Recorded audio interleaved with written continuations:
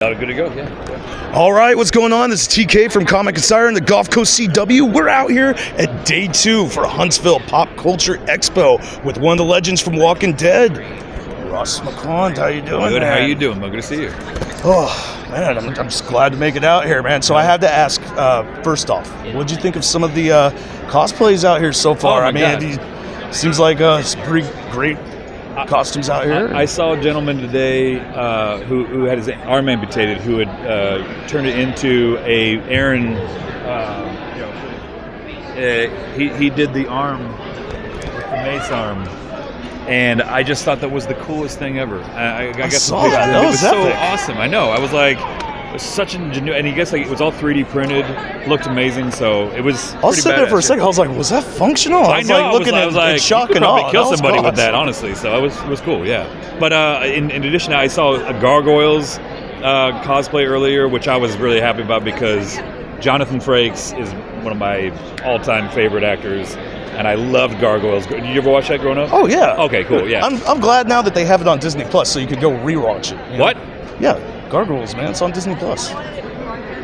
You didn't know that? No, dude. Are you kidding me?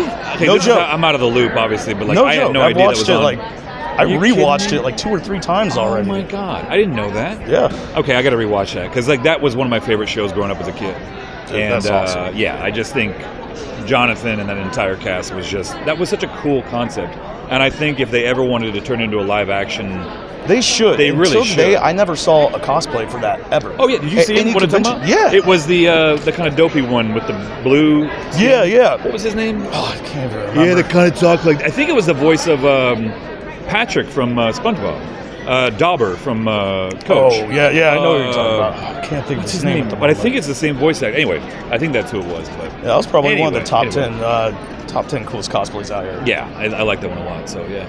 But so I wanted to talk a little bit, not just of The Walking Dead, some Avengers stuff. Yes. So how cool is that? Going from live action, switching to the what if. I mean, anytime I get to play in the MCU, I'm thrilled. I mean, I've been very lucky in that I've gotten to play in Avengers, Infinity War and Endgame, Doctor Strange, Multiverse of Madness, What If, of course, as Ultron and Red Skull, and now with Professor X and X-Men 97. I'm very grateful and very lucky to be a part of all that because that was the stuff that I grew up with. And X-Men, the original X-Men from 91, 92, is the reason why I wanted to become an actor.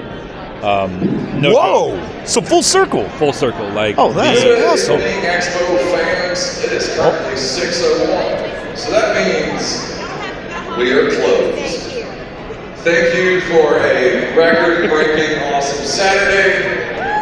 This is an awesome Saturday. It was a good Saturday. Oh, yeah. Come back tomorrow at 11 o'clock so we can just have a record-breaking whole weekend. Yeah. Please make Awesome, yeah. purchases. Make your way to the exits. Amen. Hell yeah. Now, if you are the gaming type, tabletop gaming goes late. Let's go play some D&D or Magic or learn a new game. Yeah. But Now I feel like I want to play D&D. Get out of the South Hall. Thank you for being here. We'll see you all at 11. Vendors and artists, you can get in at 9. We'll see you tomorrow. Good night. Hey, There you speaking go. of the event, I mean, record-breaking. I mean, Yeah. I mean, I was here 2 years ago. I was stationed right over there, and it was a good turnout that year. But this is, I'd say, 10 times as big of a turnout. Honestly, I mean, it's. I don't know if you you were were. at Pensacon recently, right? I was year not before there. last? I was 2 years ago. I was there. Yeah. Yeah, this is like Pensacon times 10. I was It's saying pretty earlier wild. today. Yeah. It is packed. It's really Yeah. packed. So yeah. I'm glad to wait towards the end of the day to do the interview. Yeah, a lot because more chill. I tried to come through here around 11. I'm like, Oh, I'm yeah. not in the mosh pit.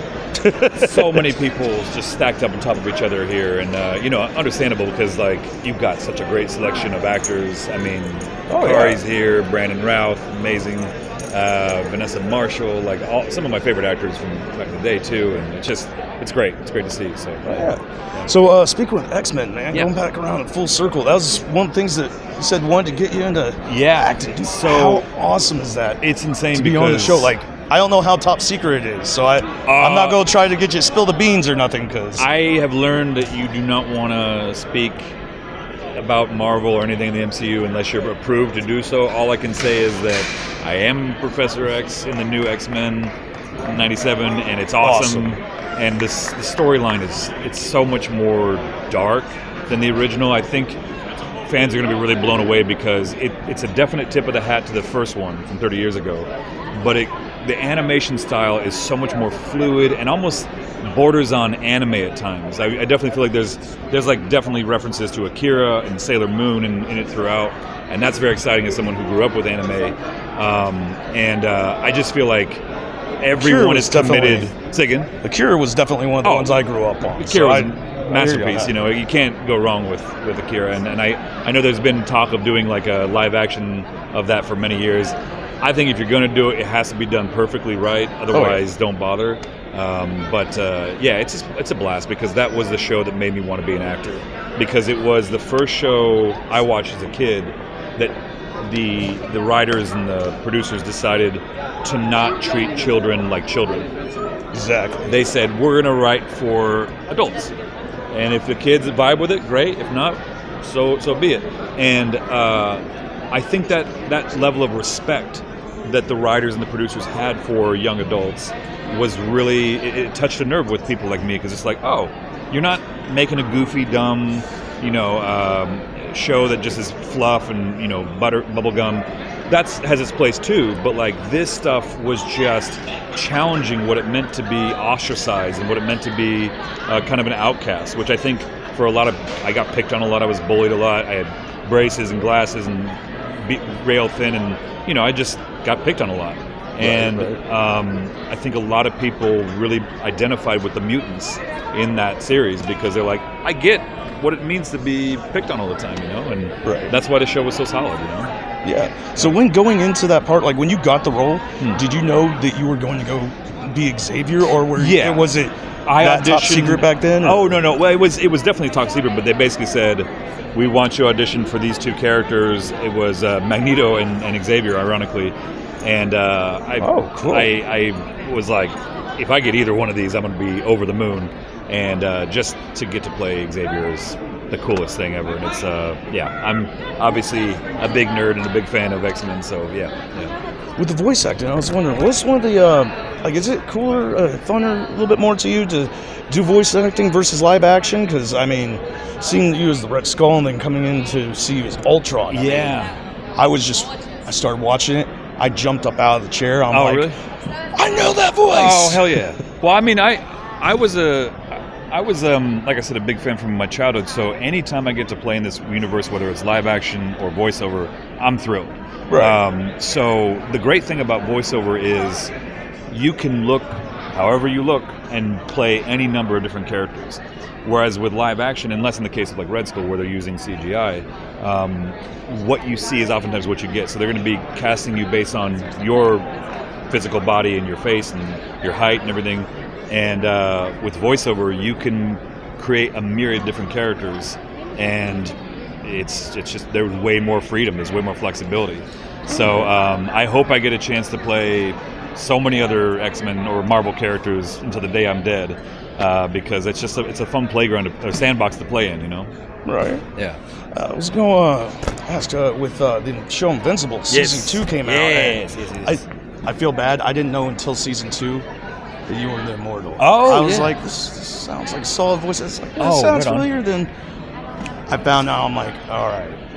This is awesome. Yeah, no, that was a lot of fun. Yeah. And I think the cast on that, is that like 2? Half of Hollywood is in Invincible. It's amazing. They got some Academy Award-winning actors, Mahershala Ali, John Hamm.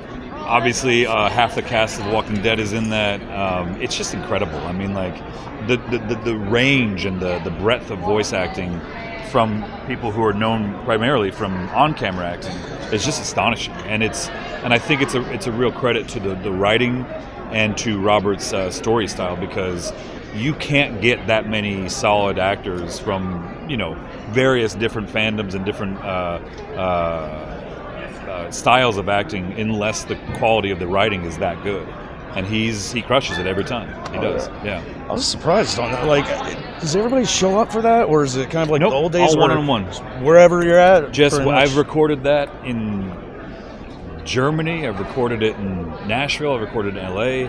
I've literally recorded that all over the planet because they get you when you're free, and wherever you happen to be in the world, they just make it work for the time. And there you go. Yeah, awesome. I've been doing conventions in like Germany or Italy, and I have to go into a sound booth and then record it all. You know, it's pretty wild. So, yeah. Awesome, man. So, what's one of the favorite characters, I guess, before hopping off here? I gotta know, what's one of the favorite characters you've had to play or had the chance to? I mean, Infinity Ultron, just because I feel like he is the most perfect villain in the MCU, and I really do believe that. Like Thanos, he was a reluctant villain. He didn't want to do what he did, honestly. Right. Like he was not. He was. Felt like he was it was necessary. Exactly. Like he wanted to do this for the good of the universe, so that it wouldn't be overdrawn, I suppose, for lack of a better phrase, and or over harvested. There's just too many people, so you needed to halve the population. But with Ultron, he literally is a computer program that is so good at what he does. He's like, oh yeah, life is problematic and chaotic and potentially dangerous for all other life. So the only way to solve this is to destroy and eradicate all life in existence. That's pretty insane. And I think what he, I don't know who's stronger. I mean, like he cut Thanos in half with a second with his mind, right. And like, you know, it's incredible to see what they did with that show as geared towards a younger audience as it was. It went dark and it went pretty hard. So I love cool. that. Yeah. So I can't keep you out here all day. Obviously, it's ended, so we got to wrap it up. Before hopping off here, I was going to see where fans are able to find you. Yeah, just my name. That's my name. That's at Ross Marquand on all the socials, and that's about it. Yeah. All right. Well, make sure you get out here, check out this event. One more day left. Remember, this is the only show with a clean bill of health from Doctor Doom, Doctor Strange, Doctor Fate, Doctor Who. We'll see you in the multiverse. God run. Dare to defy. Hell yeah. Nice. Hey, thank you so much, man.